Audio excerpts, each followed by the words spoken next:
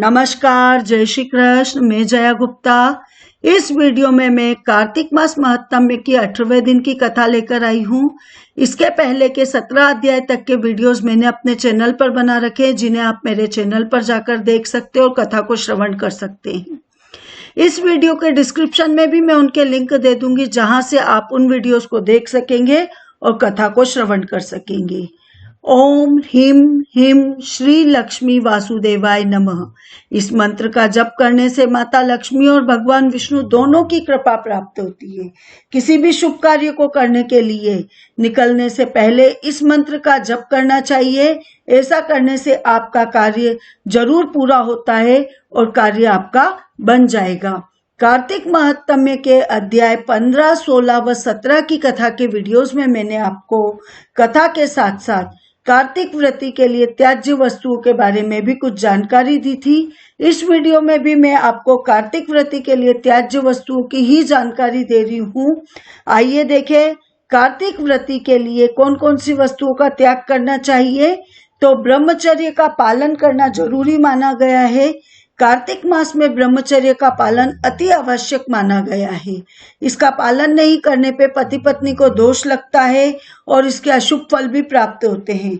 तो कार्तिक महात्म्य में कहा गया है कि ब्रह्मचर्य से रहना, भूमि पर सोना, पत्तल में भोजन करना और चौथे पहर भोजन करना कार्तिक व्रती के लिए अत्यंत आवश्यक बातें हैं।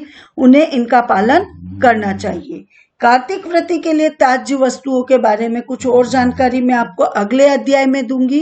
अब हम देखेंगे कार्तिक महात्म्य के 18वें दिन की कथा।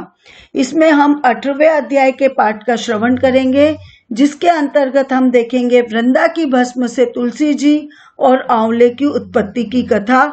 इसके पहले 17वें अध्याय में हमने देखा कि जलंधर और शिवजी के युद्ध में जलंधर ने शिवजी को मोहित करने के लिए माया की पार्वती बनाकर उसे अपने रथ से बांध लिया। पहले तो शिवजी को कुछ भी समझ नहीं आता है। जब उनको पता चलता है कि यह सब तो माया का है, तो वो क्रोधित होकर भयंकर रूप धारण कर लेते हैं। जलंधर ने नंदी को जैसे ही पारिद मारा तो शिवजी का क्रोध उफान पर आ गया और शिवजी ने सुदर्शन चक्र से जलंधर का गला काट डाला।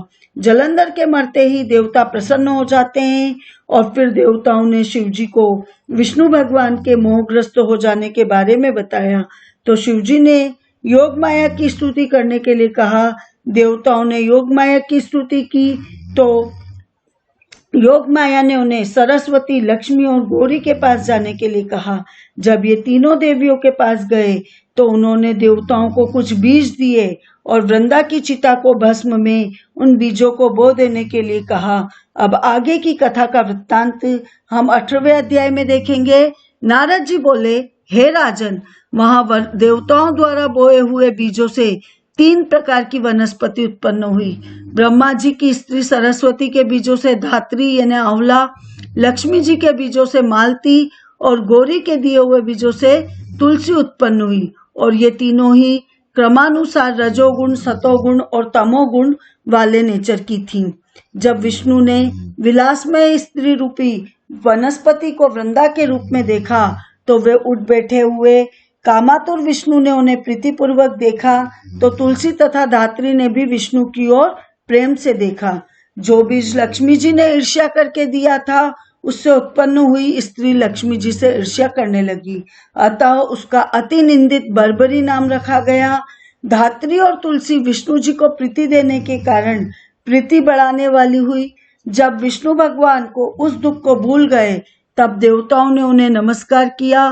देवों द्वारा स्तुति करने पर विष्णु उन दोनों को संग लेकर वैकुंठ को गए। इसलिए कार्तिक के व्रत में तुलसी के वृक्ष के पास विष्णु जी का पूजन होता है। यही कारण है कि तुलसी विष्णु में प्रीति बढ़ाने वाली बनी। तुलसी का वन सब पापों को हरने वाला है। जिस घर में तुलसी का वन होता है, वहां घर भी तीर्थ स्वरूप माना जाता है और कामों को देने वाला है। जो कोई इसको घर में लगाते हैं, वहां यमदूत नहीं आते हैं और वे लोग यमराज के दर्शन भी नहीं करते हैं। नर्मदा नदी के दर्शन, गंगा स्नान, तुलसी वन का संसर्ग, ये तीनों समान फलदायक है। तुलसी के लगाने, पालने और जल देने तथा दर्शन और स्पर्श से मनुष्यों की वाणी, मन और शरीर से उत्पन्न हुए पाप नष्ट हो जाते हैं। जो तुलसी की मंजरियों से विष्णु तथा शिव का पूजन करता है वह गर्भ में नहीं आता, निसंदेह मुक्ति को पा जाता है।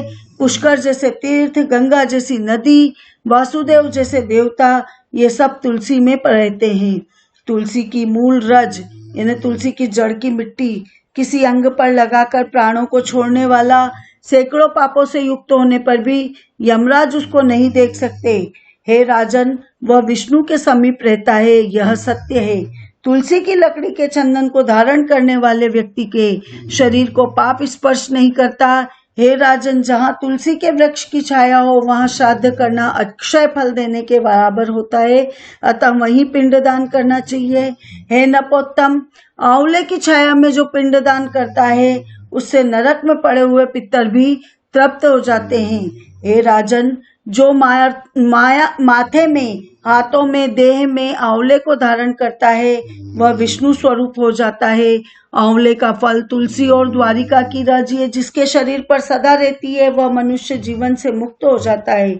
जो आंवले तथा तुलसी दल में मिले जल में स्नान करता है उसको गंगा स्नान का फल मिलता है।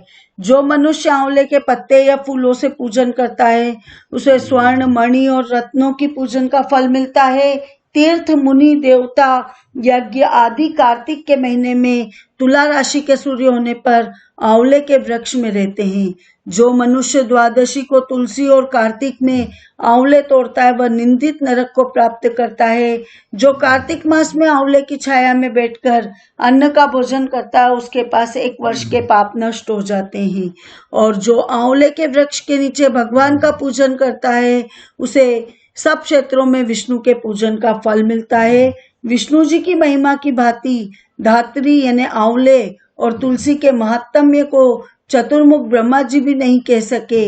धात्री और तुलसी की उत्पत्ति की कथा को जो भक्त भक्ति से सुनते हैं वे निष्पाप हो अपने पुरखों समेत विमान में बैठकर स्वर्ग को जाते हैं। अब आगे का वृत्तांत 19वें अध्याय में देखेंगे।